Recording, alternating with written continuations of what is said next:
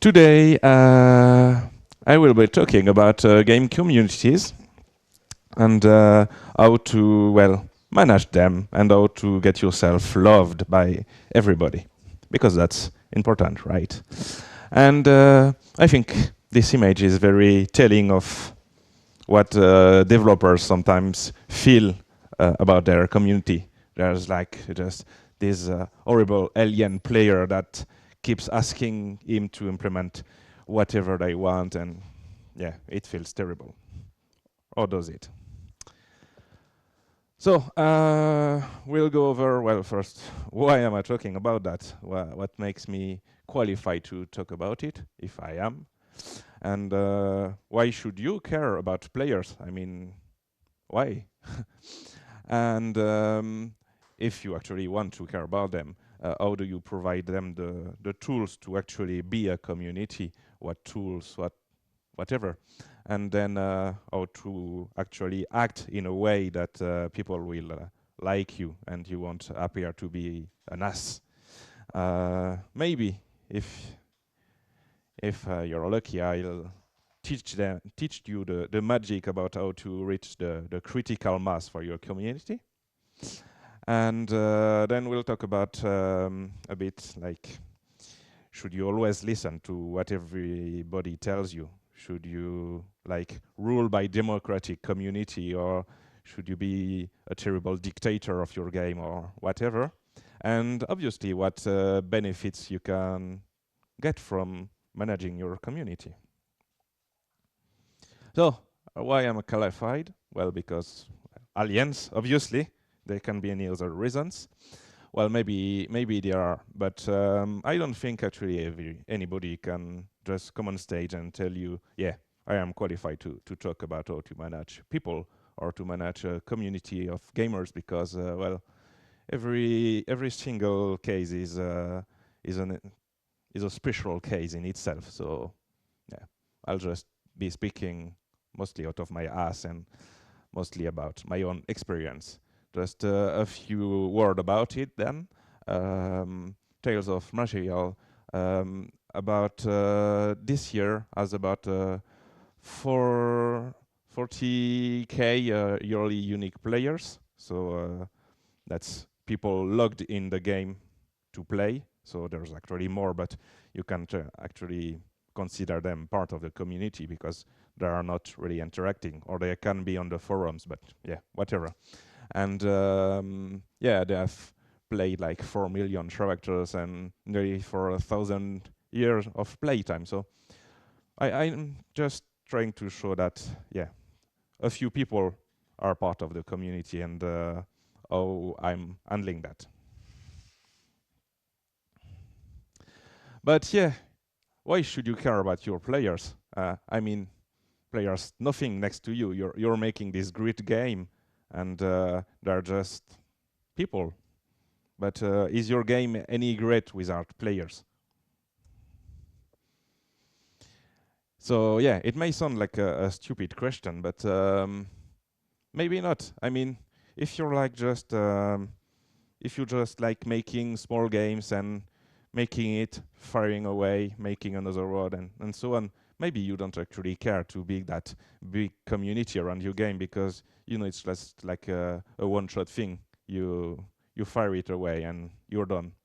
But even in this case, you may want to like build your community over time, and so the next small game you make, you'll have an instant bigger number of player, and the next one an instant number of player just a bit bigger, and so on. And well, that can both feel nice and, I don't know, bring you rewards. Who knows? Yeah. So now you're convinced you want to have a community, you want them to maybe love you, but we'll get to that later. So you will need to provide them tools to do so, because, well, it's the internet. People are everywhere and mostly nowhere. So there's what kind of tools can you have? There are like the usual ones, forums, Twitter, Facebook, whatever. Those I will be calling the primary channel, because people can get on those and talk to one another about your game. Usually it will be in the form of a forum for your game. That's what I'm doing, and it seems to be working for me, but there's most certainly no unique recipe. But I would advise against just using, like, I don't know, Facebook or Twitter, because there is much less a sense of community on it. If people log into your forum, you know they come there just to, well, talk about your game and talk to other players about your game. If you're on Facebook, what people are saying will be drawn between, oh, my child pooped today, and look, I have a new bot, or whatever. Then it doesn't create the sense of community. But there are also kind of other tools you can use, like I'm saying here, like the in-game chat I'm using in Tome. It's not something you see in many single-player games. Actually, I've never seen it. But it's something that really helps the community. Basically, it is a single-player game. People just can't interact with one another in Tome. Yet, they can talk to one another. They can, like, request help, like, oh, I'm stuck on this boss, it keeps killing me, what can I do? And other players can just jump in and help in real time. And it gives them a real feeling of belonging to something, because there is no competition between them. It's not like League of Legends, where people are pitted one against the other.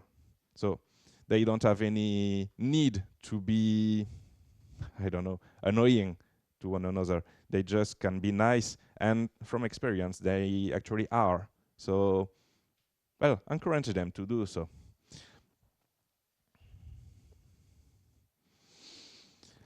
So, what I am providing, I have a forum, a wiki, a blog, with open comments, obviously.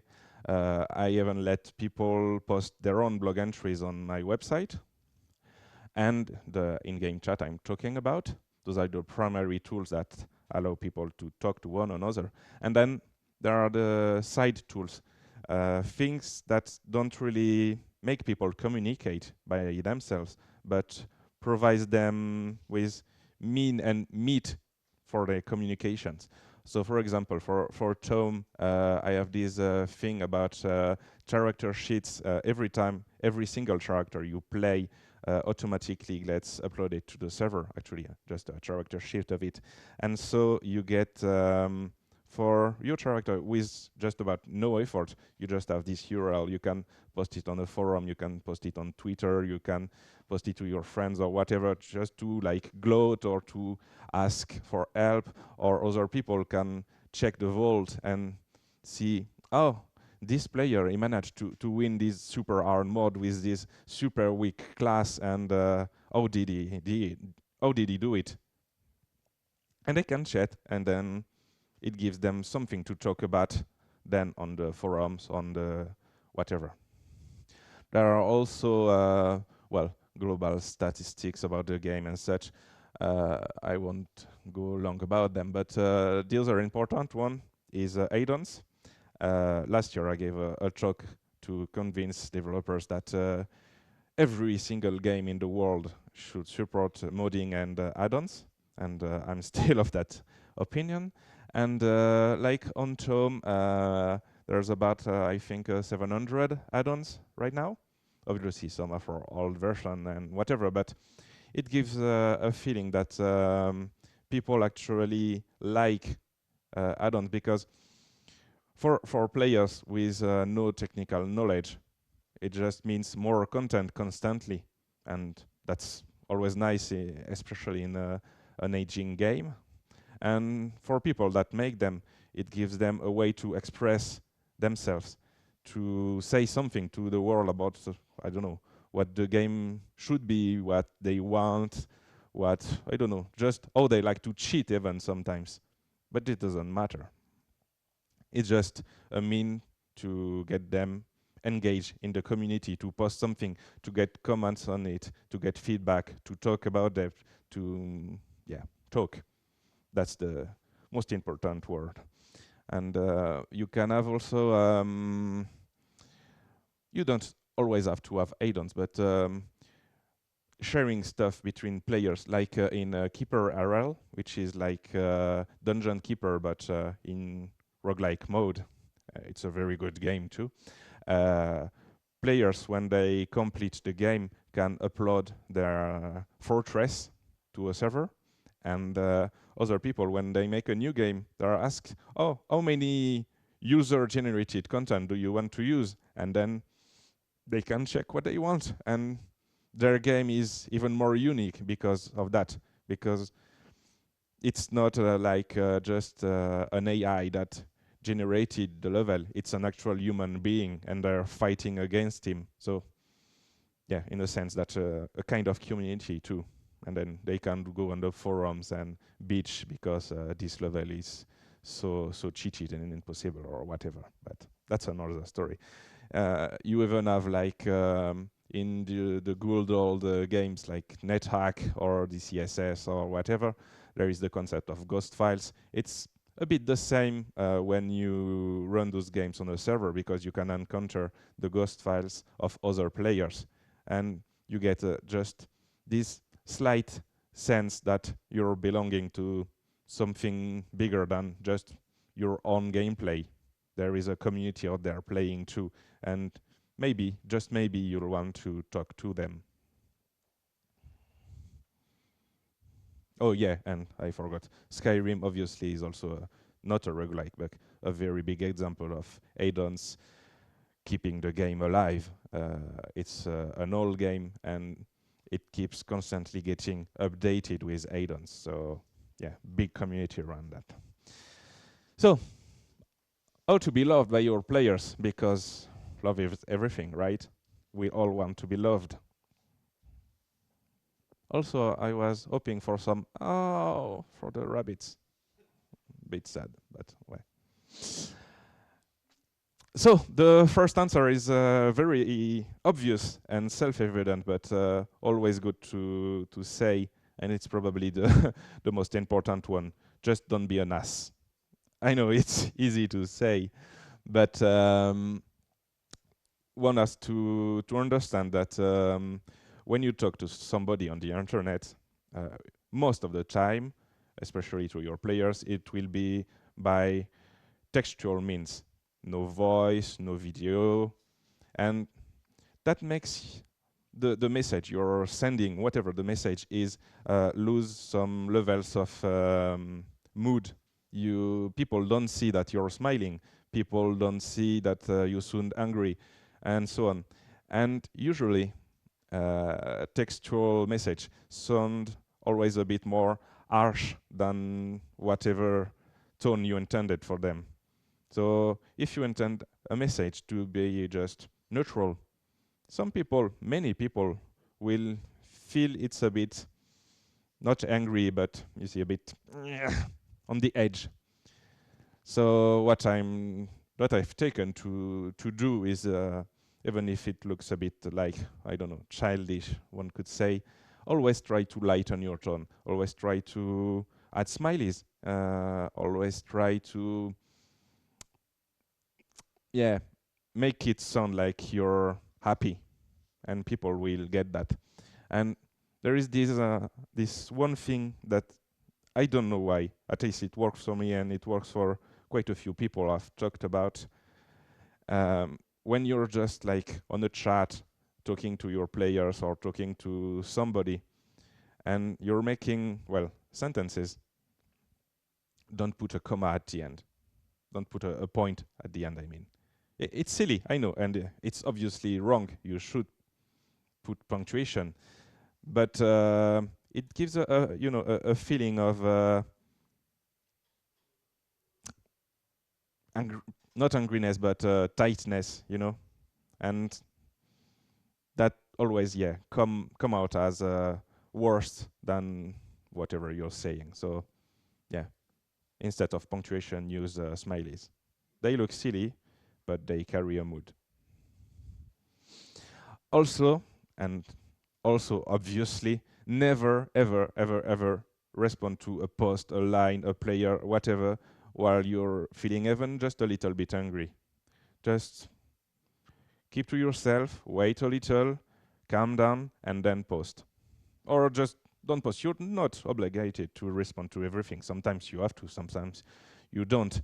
And yes, some players, even if your community is really, really super nice, like, well, frankly, Tales of Magial's community is, sometimes there is that player which will be very annoying to you. He will, I don't know, act like an ass. He will make fun of you. He will tell you that you have, I don't know, no idea what you're doing with your game. And so either don't respond or respond, but not when you're angry. Never, never when you're angry. The very classical example of that is what was it called? Paradox Games, I think. And the guy was so angry. He said on Twitter, "I'm going to kill Gabe Newell, donc the boss of Steam." And strangely, his game got off of Steam, and that's like no good for you when you're not on Steam and you're like dead. So yeah, stupid, stupid thing to say, but never, never post when angry.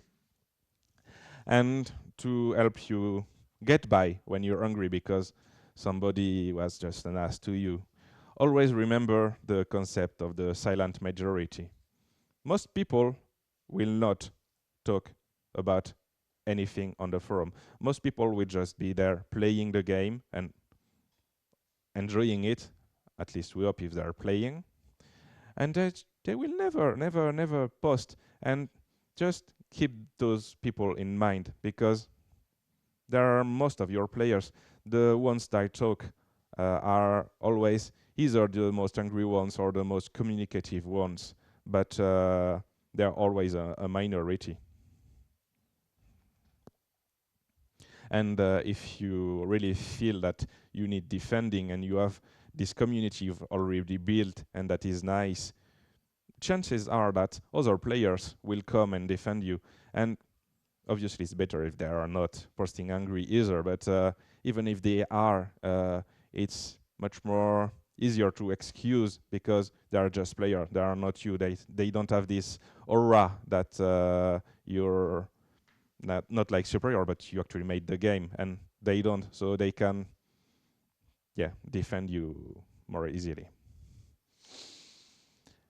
So yeah, to finish on this section, just interact with your players to get them to like you, talk to them, but don't overdo it.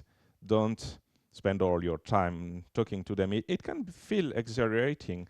Some days I log on Tom Chat and I start talking to players, and I'm like, oh, it's been 1 hour and I've done nothing. So try to just strike the middle ground.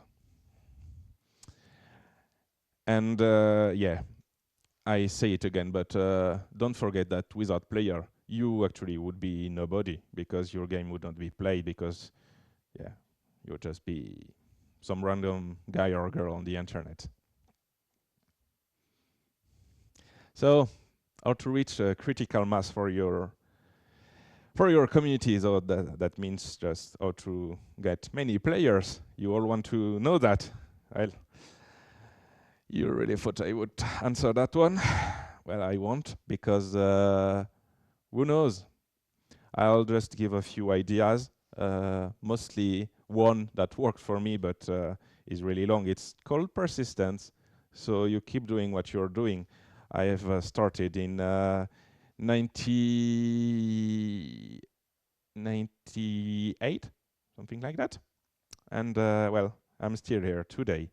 And obviously now I have this big community. But when I started, there were like 3 people playing my games, and then 4, and then 10, and then 100, and so on. But I understand it's obviously not possible for everybody. For some of us, this is an actual job that has to feed you, and so you have to get more immediate results. And for you, I will tell that, well, I have no idea, I'm sorry. But the usual stuff like YouTubes and trying to again make people like you, and the few players you'll get, they'll talk about their friend about you and so on. But yeah, there is probably no magic recipe for that. And now that your player like you, now that you like them, they will keep on posting suggestions and ideas and bugs and more ideas and more suggestions and so on and so on and so on. So should you always listen to them? Should you try to be as nice as you can with them and implement whatever they're saying? I know the question might sound stupid, and it is in a way, but it's probably important to say it anyway, because obviously, no, you should not. Game development is not a democracy. Game development should not be a democracy. There is one developer or a small group of developers, and they hold the keys. They know their game. Players know the game, but they don't have this grand plan of where it should go. And they are lost in their own gameplay. So it's hard for them to get a sense of everything. So yeah, always listen to your players. Always check their suggestion, because someday someone might post something so smart you'll like hit yourself over the head and say, I'm so stupid, why didn't I think about that before? It's obvious it's better than what I have, and you'll implement it. And those people will feel happy because their own silly idea got in the game and made the game better for it. But obviously not always. Like the guy that keeps telling you to buff the damage by 200%. Yeah, okay, whatever. And in the history of Tales of Magiel, it happened quite a lot of times that some of the most widely known and widely regarded features of the game actually came from the community. The lack of consumables and such are actually community ideas that I took and implemented and refined around the years, and people love them, and I have the community to thank for that, and I do. So yeah, always try to ponder if the idea is good or not for your game. That's obvious, but always try to be on the look and at least partially read every idea that you see coming your way. And I want to talk about the Uber players, the ones that are so obviously superior to you in gameplay that well, it's obvious. I have quite a few for Tom. In Tom, I have like multiple modes of difficulties, and the last ones are like, well, it's called madness, and it really is. There's like 3 people on Earth that have beaten it, and those people are way better player than I am. I wouldn't dream of playing like they do. So try to listen to those, but they pose a very specific problem too, that they play the game in a way that is very specific. It usually helps to show the balance problem, but never forget they're playing at such a high level that they're not the same that, well, most of your players and usually yourself. So don't try to design just for those people, even though most of the time those are part of the most vocal minority.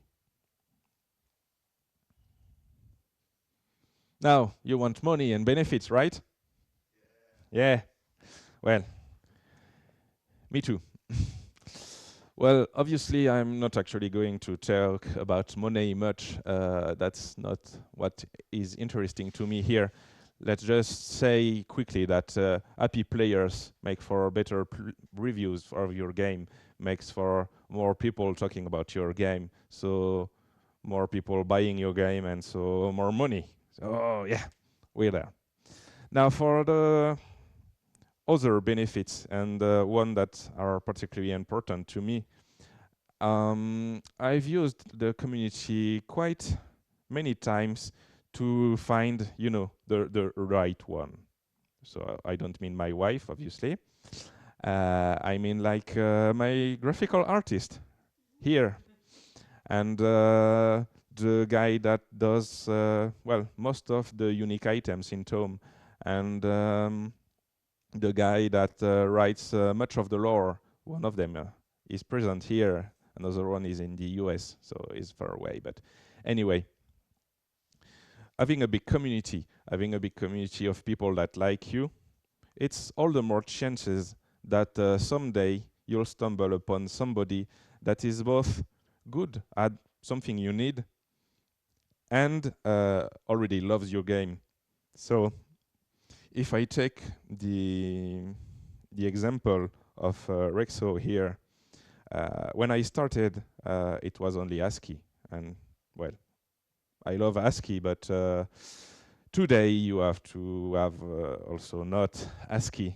And so I was on the lookout for somebody to draw stuff for Tom. And on the Angband forums, I found this guy, Shockbolt, who was willing to do them for Angband. And I just talked to him and said, don't you want to make some for Tom too? And he was like, yeah, sure, why not? So he made all the first batch. But the problem with him is he's a very great guy and a very, very good artist, but he does not play the game. He is not a fan of the game. And also he got busy with other projects. And one day there is that guy that comes on the forum, say, hey, I love this game and I've made an add-on for it that makes two under swords actually look like two under swords in your hand. It's nothing, it's just a few sword sprites. But I saw that and I was like, that's interesting. Hey, do you want to do more? And well, he did more, he keeps doing more, and now everything drawn in the game is thanks to him. So, all hail, Rexo!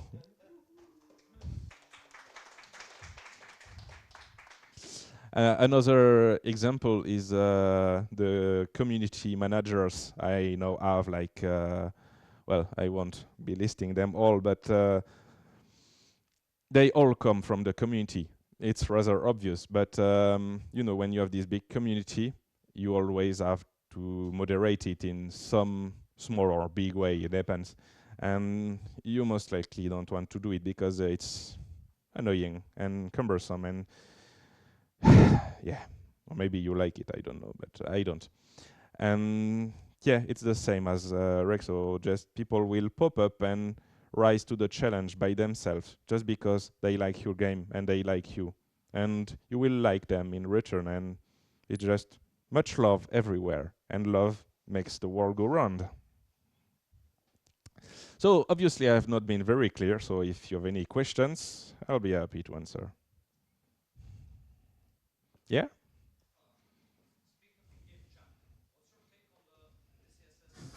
Online servers where players don't just chat between each other, but actually log into another player's game and watch them play Yeah. while they chat. So about the DCSS web tiles version, yeah, I think that's a really great idea. I mean, they can not only talk to one another, but they can actually watch other player, well, play in real time. That's actually something I wanted to do with Tom, but architectural stuff got in the way. So yeah, I think it's great. Uh, I've not used it too much, but from what I gather, you can only talk to the player actually playing and other people watching, right? Yes. So it's Only if you're registered on the server page. yeah, obviously, Go and show something. yeah. So yeah, it's great, but what I was talking about with in-game chat is more like a global thing where you can talk to all the community. You don't have to target somebody to talk to him. But yeah, that's also a very great thing, and I would say more developers should do that if they can.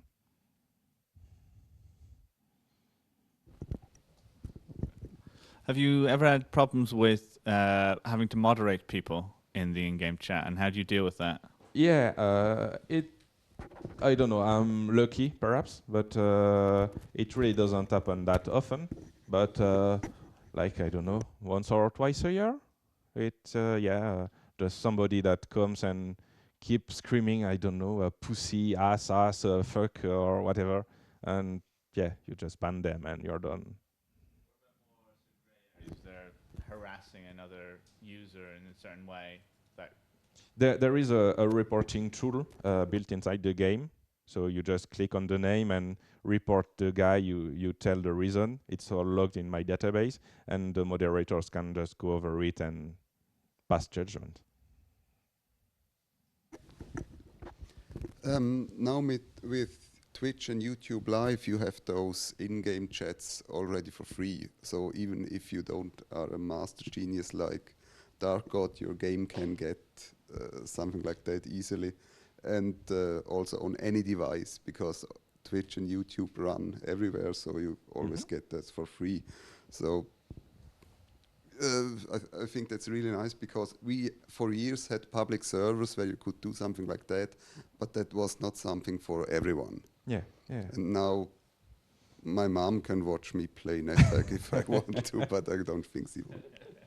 You should ask her to watch you. Maybe she'll like it. Maybe she'll play and become a master player. Who knows? No, she would say, "This is what you do every day." This is how you waste your life. Yeah. Yeah. Obviously, Twitch is now a big thing, and yeah, it's a good thing. But having the chat built inside your game means that players that talk there feel part of it and not like part of the Twitch community.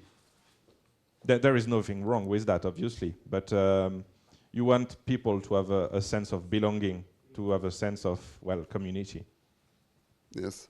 Also on the loud minority, I think you should always look, even if you, as you said, always cherry pick the ideas from the community, but you also have to look, now I've seen this idea several times, and often it's just from the same people.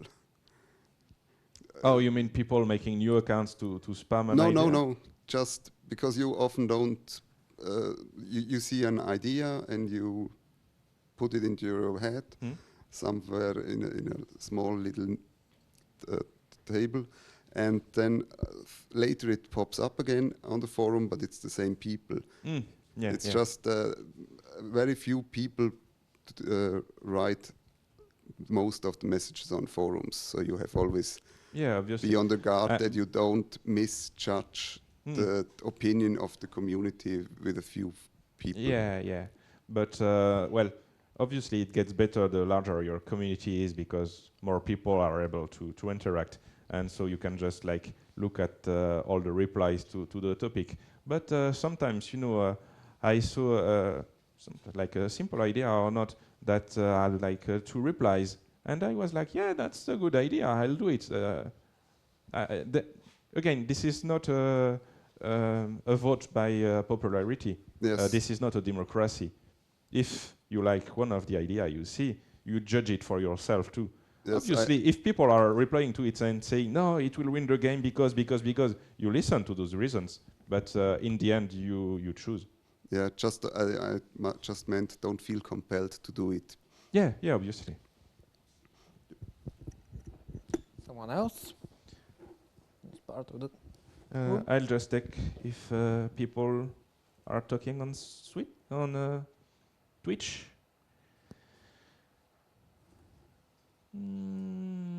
No, it doesn't seem to. So So, thank you, DarkGod. pleasure.